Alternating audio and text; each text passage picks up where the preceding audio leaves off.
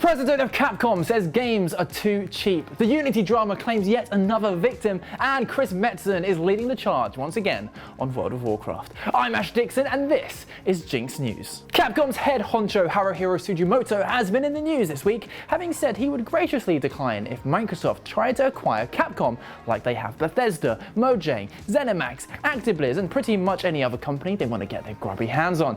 I mean, as far as I know, that offer was never actually extended, so it's easy to say when you don't have a big wedge of dough staring at you, but I applaud the sentiment nonetheless. But now he's risked fury of fans by claiming that video games need to be more expensive. Now, before we get into it, I should clarify by saying Capcom so far have refrained from selling games at that dreaded $70 tag, despite releasing AAA titles like Street Fighter VI and the latest installment and remakes of the Resident Evil franchise. So kudos to them for that.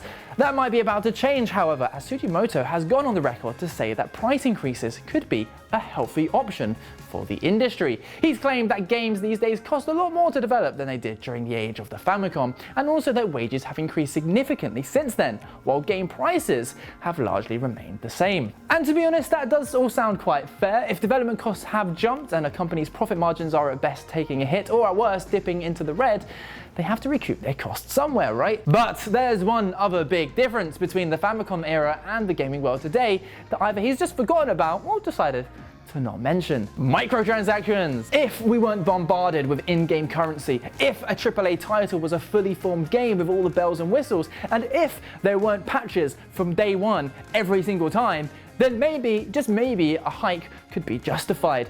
But these days, we're not just paying $70 for the game like we would have done for the OG Street Fighter 2. There's a lot more at play here, and when we consider that, there's a recession going on, this all feels pretty tone deaf. With Nintendo charging $70 for Tears of the Kingdom, and even the Switch version of Mortal Kombat 1, and we all know how that looks, costing the same, we could be entering a new era of game prices. What do you think? Is a price hike justified? Are the devs just trying to survive? Let us know in the comments down below.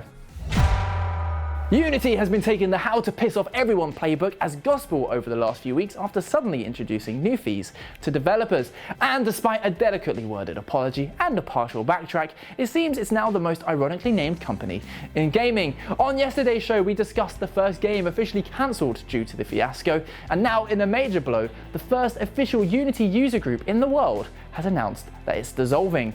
The Boston Unity Group formed all the way back in 2010 and in recent years have attracted thousands of members to regular talks and networking events. It embodied the most passionate and dedicated creators amongst the community and has been the catalyst for all sorts of projects within Unity.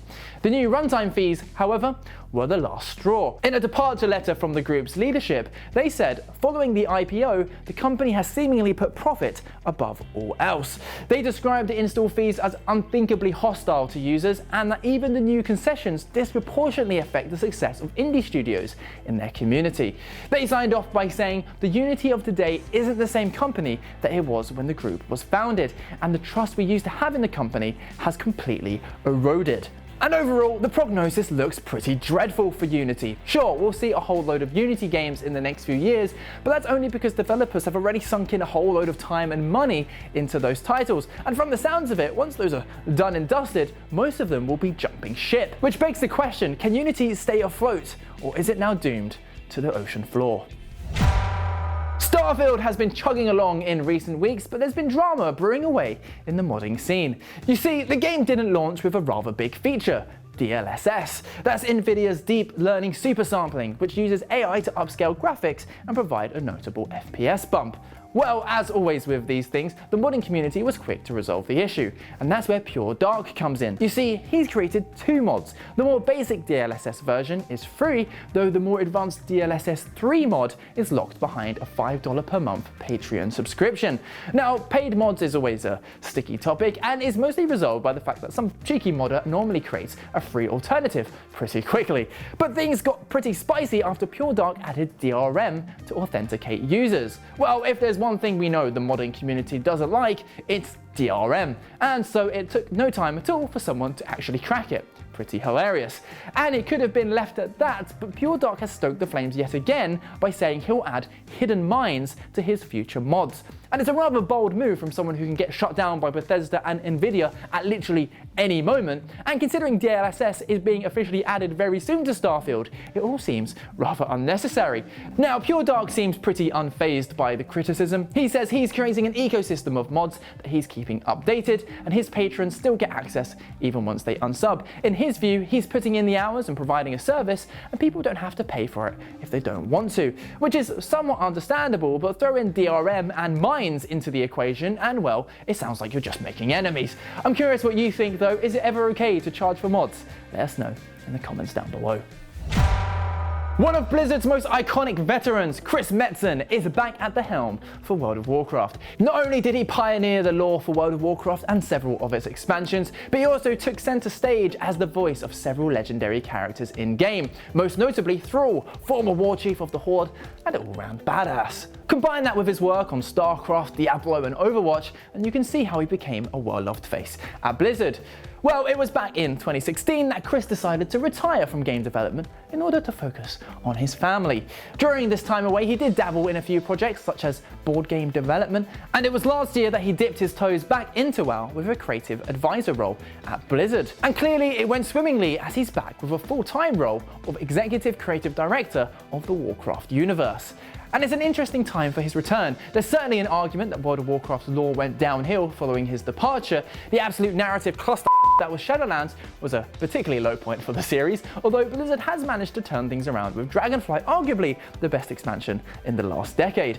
And as warmly nostalgic as it is to look back on the days of the Burning Crusade and Wrath of the Lich King, I think it's important to put down those rose-tinted lenses and remember that Chris had his fair share of criticism too. I mean, the dude very clearly has a boner for the Horde, and there's a reason why Thrall became known as Green Jesus. The game essentially became the Thrall show. But then again, that does feel like small fry compared to the nonsensical spaghetti mess that was Sylvanas' storyline. There's a real aura of excitement here. The top comment over on the WoW subreddit is simply Dad's home. And you know what? I'm optimistic. There's a real magic around the early era of World of Warcraft, and off the back of the success of Dragonflight, and some of the game's best days may still be around the corner, which is crazy to say for a 19-year-old game. A quick moment for all those supposed WoW killers that fell on their swords over the years. And speaking of what's next for WoW, many expect the next expansion will be unveiled at the upcoming BlizzCon in November. And I can picture it now. Chris Metzen walks on stage to thunderous applause. The screams of Loktar Ulgar erupt from the Horde, opposed by loud chants of For the Alliance, all while known players awkwardly twiddle their thumbs, hoping that Blizzard remembers they actually exist this time. And that's the show. A like and subscribe is always appreciated. We love hearing from you, so comment down below and catch yesterday's news right here. We'll see you tomorrow.